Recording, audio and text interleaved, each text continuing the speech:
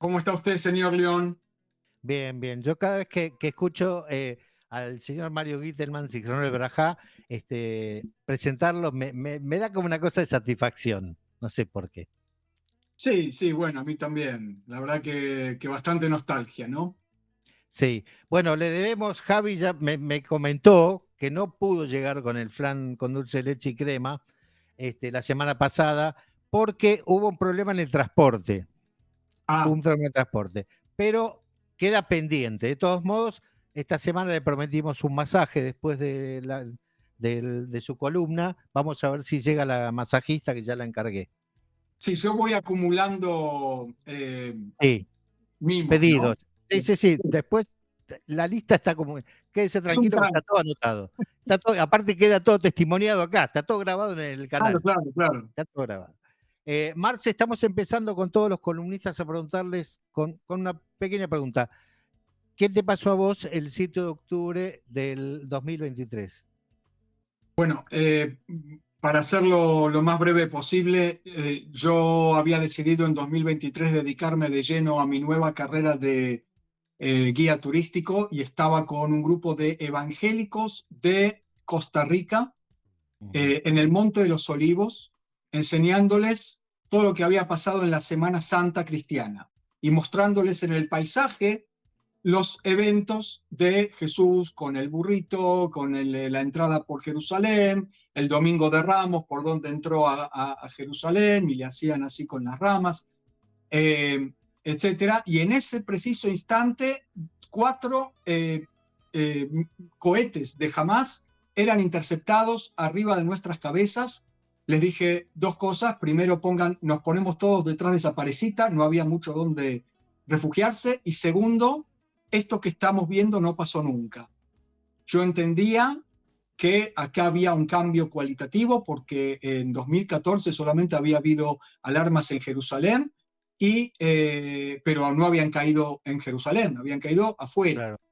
Esto de que jamás lance cohetes a la zona de la mezquita de Al-Aqsa, cuando ellos se dicen a sí mismos los defensores de las mezquitas de Al-Aqsa, los verdaderos defensores, bueno, en realidad lo hacen un poco para sacar la famosa foto de la cúpula dorada y los cohetes pasándoles por encima, ¿no es cierto? Como Saladino el Conquistador yendo a impactar a los infieles, ¿no? Pero bueno, nada, me la pasé después de ahí 2 días tratando de sacar al grupo del país. Todos los decenas de miles de turistas que había en Israel salieron, primero en hoteles, nos fuimos al Mar Muerto, ahí me encontré con todo el grupo de la comunidad del Kibbutz Be'eri, en el Hotel David, Ujú. y bueno, ahí terminó mi carrera como guía turístico y volví al periodismo de alguna manera, y a todas las profesiones que yo tenía antes del 7 de octubre, es decir, perdón, antes de 2023. Antes Eh, del 6 de octubre. no, claro, a la de guía turístico no pude volver, salvo a grupos acá y allá, voluntarios, familias que sí vienen, pero el resto O es, algún periodista internacional que o quizás. algún periodista, tal cual. El resto es volver a dar clases, volver a mi oficio de traductor, volver al periodismo a través de mi canal de YouTube, que eso es algo novedoso y que bueno, Y muy queda exitoso. algo, queda algo claro, como para seguir sintiendo que uno aporta, que uno crece, y que en definitiva sigue con la vida, porque la vida de alguna manera nos zarandeó para todos lados a todos, ¿no? Como una gran, gran tormenta, Ujú. y uno no se puede quejar, porque al mismo tiempo uno no está en el círculo interno, el círculo más interno del dolor, llamémoslo así, ¿no? Ujú. Así Eh, es.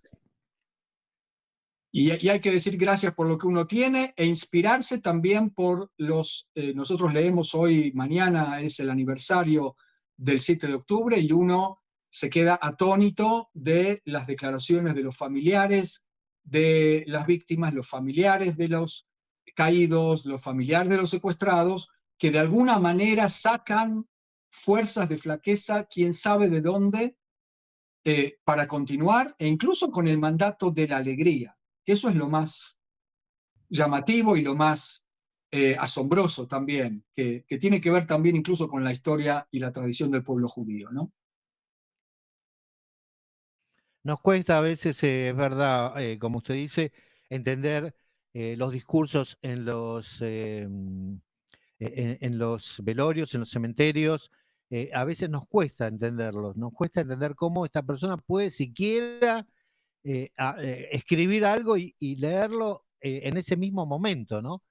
Esa capacidad de resiliencia tan inmediata, ¿no? Pero bueno, para eso está usted, para contarnos aspectos de la sociedad israelí, y creo que este es un aspecto bastante interesante. De todos modos, bueno, bienvenido de vuelta, bien vuelto, hemos vuelto varios al oficio, y la verdad que usted lo ha hecho con mucho éxito, debo decirlo, porque su canal es muy visto y mucha gente está esperando las Muchas 10 de gracias. la noche para sintonizar en YouTube a Marcelo Kicilevsky y enterarse de lo que pasa aquí en Israel. Sin Bien duda diferido, ¿no? que Como dice usted, y en después diferido, queda, por supuesto, como la mayoría de la gente lo queda ve en en el canal. diferido porque es un horario muy, muy problemático para mucha gente en muchas latitudes del mundo, ¿no? Es verdad, es verdad. Si bien ese mediodía también es un día domingo o días de semana, los mediodías durante la semana también es difícil, la gente trabaja, pero a la noche creo que la gente se sienta, tiene toda una cantidad impresionante de suscriptores, la verdad que los felicito y creo que muchos por suerte han llegado también hasta aquí para también escucharlo aquí. Sí, ojalá. Seguimos invitando a la comunidad del canal de Marcelo Kicilevsky a sumarse a la comunidad de Radio Naharía, obviamente, ¿no? Que es otro Bueno, ¿quién le color, dice? que es Sí, es otro color. otro formato y otra forma de variar con entrevistados de todos los colores y de mucho nivel. Hay que decirlo, también lo felicito, señor León, eh, Bueno, eh, para poder enterarnos de muchas cosas desde distintos ángulos, y eso es muy valioso. bien. Marcelo, ¿cuál es el tema específico que vamos a hablar hoy? Bueno, ¿Tiene que ver nosotros, con el ejército? sí, nosotros estamos en la etapa habíamos empezado a contarle a la audiencia todo el tema de la formación de este paradigma del Sabra, del nuevo judío, aquel judío que no se deja eh, mm, pisotear por la autoridad del rey de turno en los países de Europa, por los Mm, imperios del mundo, toma la historia y su destino en sus propias manos y tiene una pala en una mano para trabajar la tierra como el antiguo hebreo y tiene un rifle en la otra para defenderla y todo el paradigma de lo que es la Haganá y el Palmaj. Lo cierto, Marcos, es que los pensadores sionistas, en general, quiero decir, porque ahora vamos a entrar en las excepciones, no hablaban del tema militar, no hablaban del tema militar, hablaban de construir y construirnos como nosotros, como judíos, volvemos a las raíces de lo que fuimos como nación, de cómo trabajar la tierra y unirse con la tierra y elevarse espiritualmente a través de ello, y un montón de conceptos que tienen que ver más con lo cultural, con lo espiritual. Y el propio Herzl, cuando escribe su novela Altneuland, que es una novela utópica, donde usted sabe que él escribió dos libros, uno que fue El sí, Estado judío y el otro una novela utópica de cómo tendría que ser el Estado de los judíos, después de una mm, visita muy, muy traumática que tuvo a Israel, la única visita que hizo en 1898, un año después del primer congreso sionista, donde vio de repente que había mendigos en Jerusalén, mendigos, perdón, judíos, mendigos en Jerusalén. Y lejos de escandalizarse y decir, yo sobre esto no se puede construir absolutamente nada, eh, y un montón de decepciones que tuvo, lejos de eso, en lugar de decepcionarse, va y escribe Altneuland esta novela tremenda que cuenta, ficcionado, cómo va a ser el Estado de los judíos, que va a tener ciencia y tecnología, que va a tener transporte, que va a tener incluso tranvía eléctrico, cosa que se acaba de producir en las últimas décadas, en eh, Europa. tanto en Jerusalén. Claro, Europa, y que, bueno, tuvo algunos yerros también, Herzl. ¿Cuál fueron los dos yerros? Por ejemplo, el idioma. Él decía, quién va a poder comprar un boleto de tren en hebreo? El idioma va a tener que ser el idioma de la civilización. Cada uno va a traer su idioma y van a hablar alemán, van a hablar francés, van a hablar italiano, etc.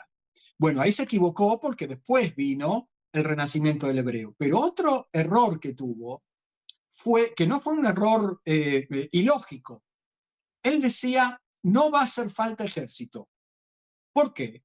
Y porque nosotros estamos trayendo la civilización y la paz.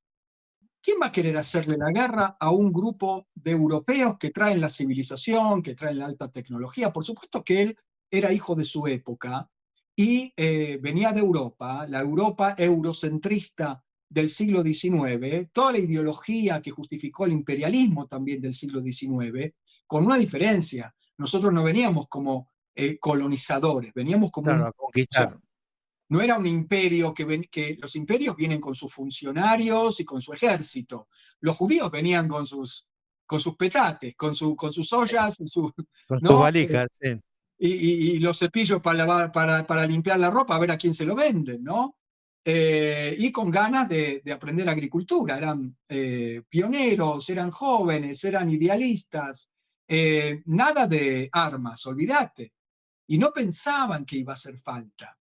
El único que habló ya en el siglo XIX, ya en el siglo XX, porque se incorpora a la historia del sionismo recién en 1903 en el sexto Congreso Sionista, admirando totalmente a Herzl, va a ser Zeev Jabotinsky, que va a decir, no, no, no, acá estamos errando el tiro, los árabes, escribe un famoso artículo, La muralla de hierro, los árabes no van a querer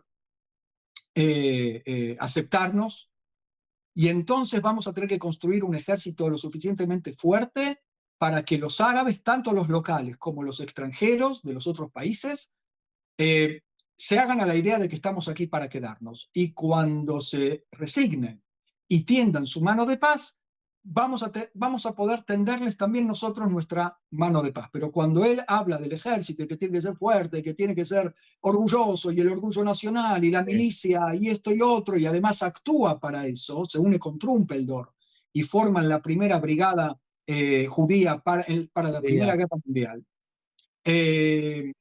Ahí es la primera vez que judíos usan uniforme con el Maguen David, por supuesto al servicio del ejército británico, pero con Maguen David, desde los macabeos. Esta es la primera vez que judíos orgullosos salen al combate y combaten un poquito ahí en Italia y qué sé yo. De todos modos, La esto fue diferencia en tiempo es abismal, ¿no? O sea, totalmente, pero hablar de los macabeos y hablar de la guerra mundial es increíble.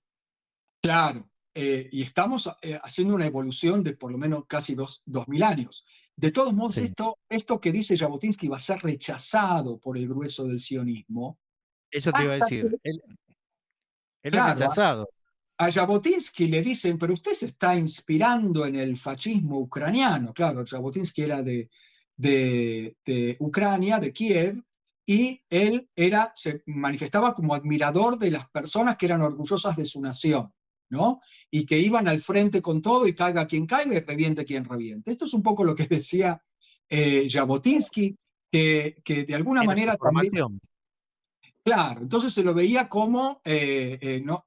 Como que estaba en la línea de Mussolini y todo lo demás. Entonces, entre Ben Gurión y Jabotinsky, un gato negro tremendo, se van a odiar para toda la vida.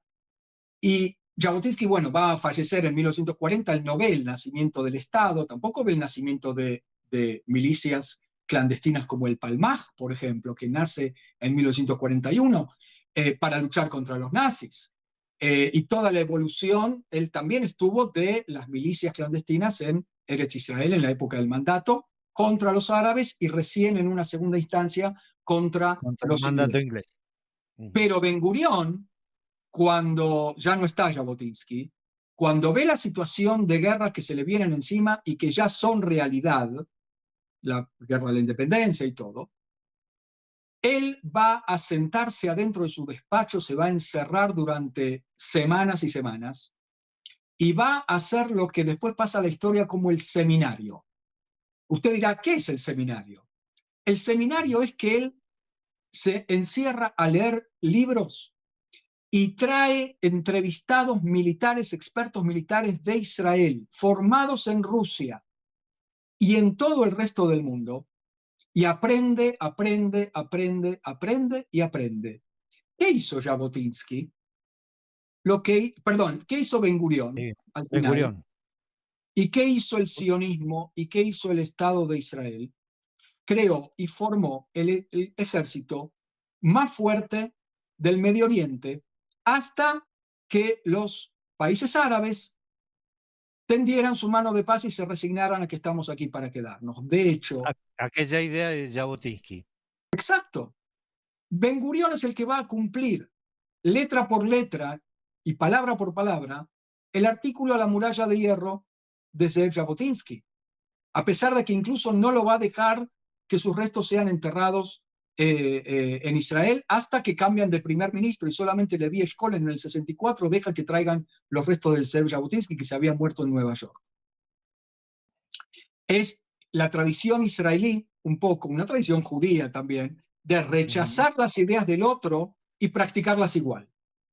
No es el único caso, pero de otros casos podemos No, hablar otro día. y quiere que le diga más, creo que esta idea de encontrar dos personajes antagónicos que se odian a muerte en este caso, porque hasta la muerte de Jabotinsky, Ben Gurión mantenían ese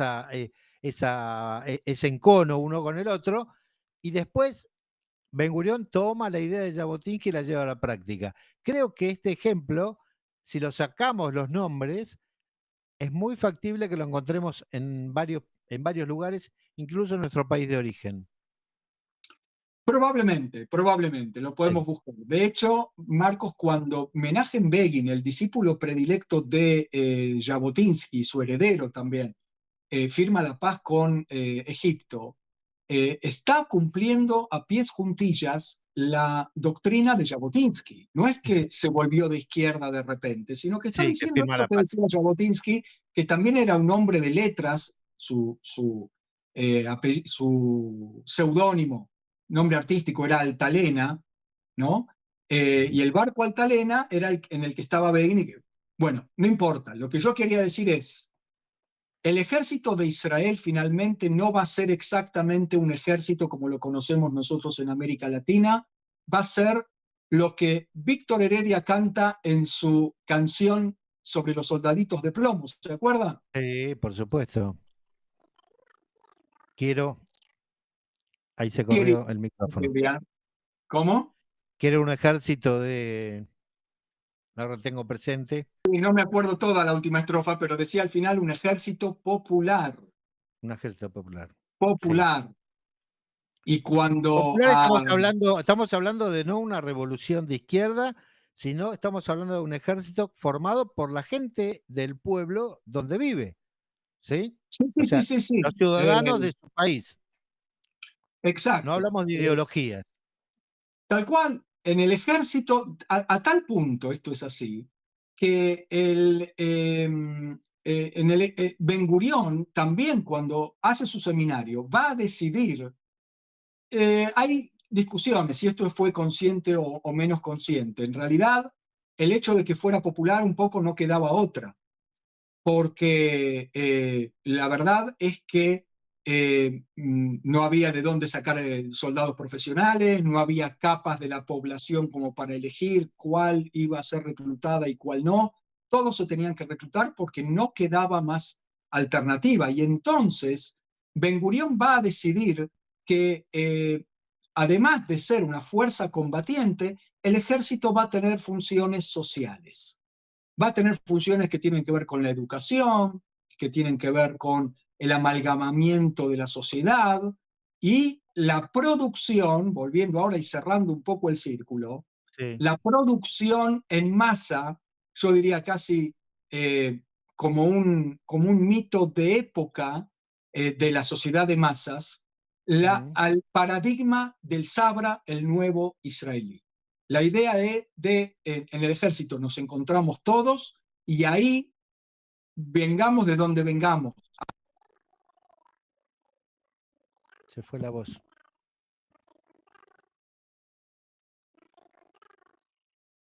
Se ¿Me fue están la voz. recibiendo, Marcos?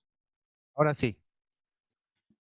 Sí, lo que pasa es que me están entrando llamadas mientras hablamos. Nos Vengamos de donde encontramos vengamos.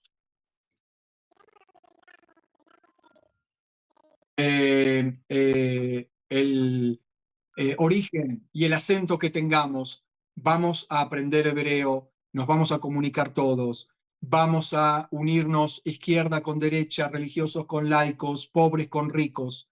Esto va a propender también a una movilidad social muy interesante en la sociedad israelí ya desde el principio, porque el rico y el pobre son compañeros de batalla, son camaradas de armas, pero hermanos que estuvieron juntos en la trinchera, y de repente le dicen, bueno, Sí. cuando termines tu servicio militar, vení a verme, que yo estoy trabajando con mi papá en la fábrica, a ver cómo hacemos esto. ¿Sí? Y de ahí la posibilidad de poder integrarse, integrar una sociedad israelí de la que saliera el Sabra. ¿Le salió bien a Ben Gurión? No tanto, Eh, no tanto, no, no dice pero usted.